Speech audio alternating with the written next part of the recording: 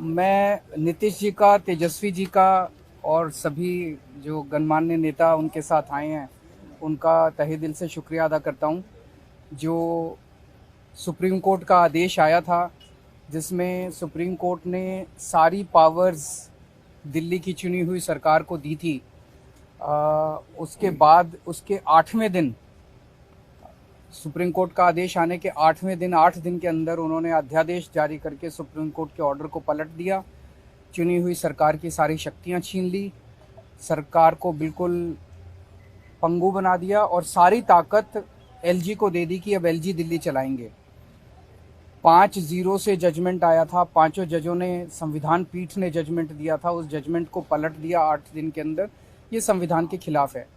उसके बारे में नीतीश जी आज आए थे और उनसे काफ़ी डिटेल में चर्चा हुई। उन्होंने पूरी तरह से समर्थन जाहिर किया कि ये वो हमारे साथ हैं, दिल्ली के लोगों के साथ हैं और दिल्ली के साथ जो अन्याय किया है केंद्र सरकार ने, उन्होंने कहा कि इसका मिलके लड़ेंगे।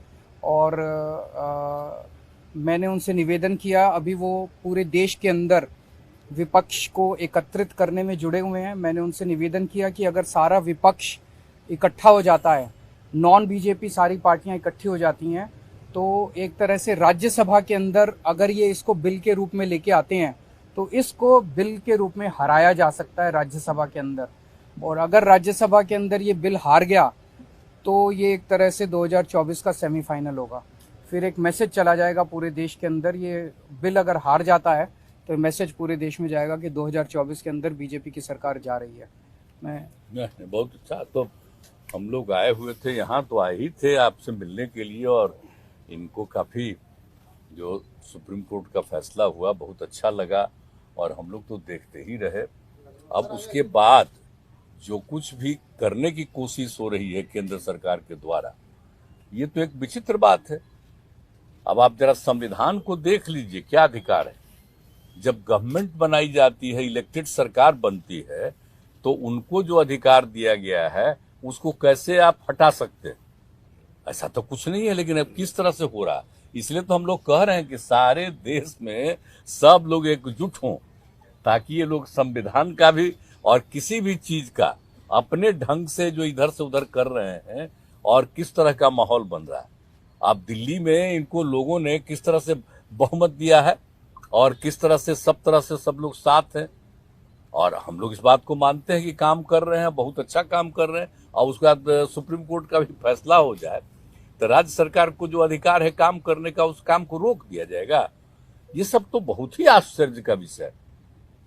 तो ये हम लोग तो बिल्कुल इनके साथ हैं, और जो कुछ भी है हम लोग जो आगे भी जो मीटिंग करेंगे, जो हम लोग कोशिश कर रहे हैं कि ज़्यादा से ज़्यादा विपक्षी पार्टियां एकजुट हो जाए और मिल करके हम लोग पूरे देश में अभियान चलाएं, हर राज्य में अभियान चलाएं कि सब कुछ कानून का पालन होना चाहिए, आपस में सब लोगों के बीच में प्रेम और भाईचारे का भाव होना चाहिए, और जिस तरह से लोगों के बीच में विवाद पैदा करने की कोशिश होती है, उन सब चीज को बंद करना चाहिए और देश आगे बढ़ेगा।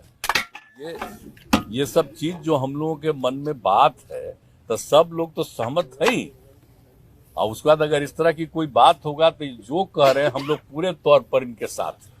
ये जो भी कह रहे हैं बिल्कुल ठीक कह रहे हैं, इनके साथ हम लोग हैं पूरे तौर पर। हम लोग तेजस्वी जी, देखिए, सारी बातें माननीय मुख्यमंत्री जी ने स्पष्ट रूप से कह ही दिया है। आज की मुलाकात खास तौर पे इसलिए है कि जो लोकतंत्र है, लोकतंत्र में चुनी हुई सरकार को जो अधिकार मिले हैं, और जिस प्रकार से जो नॉन बीजेपी स्टेट में जिनकी भी गवर्नमेंट है, बीजेपी लगातार उनको तंग कर रही है, परेशान कर रही है। तो जो परेशानी अरविंद केजरीवाल जी झेल रहे हैं, हम यहाँ पूरी तरीके से इनको समर्थन देने आए हैं कि इनके साथ अन्याय कर रही है केंद्र की सरकार। और जब सुप्रीम कोर्ट का जब जजमेंट आ गया तो सारी चीज़ें स्पष्ट हो गई, तो कुछ कहने वाली कोई बात ही नहीं है। लेकिन जिस प्रकार से इनको तंग किया जा रहा है, या और दूसरे राज्यों में जिस प्रकार से केंद्र भेदभाव कर रही है उन राज्यों के साथ, तो ये कहीं से भी न्यायपूर्ण नहीं है। लोकतंत्र पर ये साफ दिखाता कि खतरा है। ये लोग संविधान को बदलना चाहते हैं, जो हर केस हम लोग मिल करके होने नहीं देंगे। और मान लीजिए अगर दिल्ली में बीजेपी की सरकार रहती तो क्या एलजी की हिम्मत होती इस प्रकार का काम करने की?